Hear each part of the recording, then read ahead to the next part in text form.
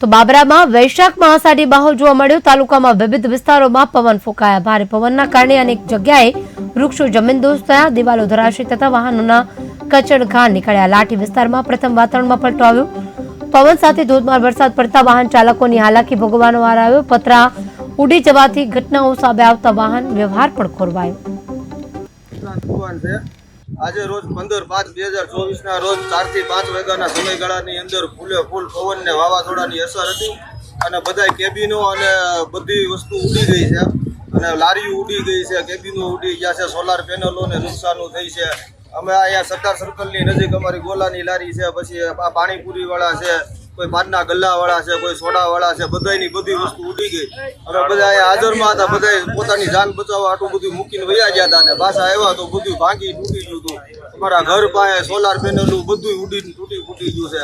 મોટા બસ સ્ટેન્ડથી લઈને કે આખા ગામની અંદર બધું ઉડી ગયું છે।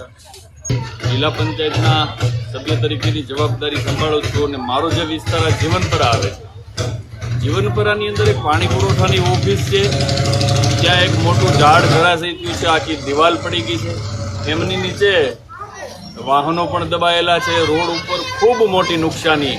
આ વિસ્તારની અંદર કૃષ્ણનગર સોસાયટી જાઓ, ચમાડીનો જાપો લઈ લ્યો, તમે સરદાર સર્કલ લ્યો, આ બધી જ જગ્યાએ ખૂબ મોટા પ્રમાણમાં નુકસાન ગયું છે। ત્યારે હું વિનંતી કરું છું સરકારને આનો તાત્કાલિક સર્વે થાય અને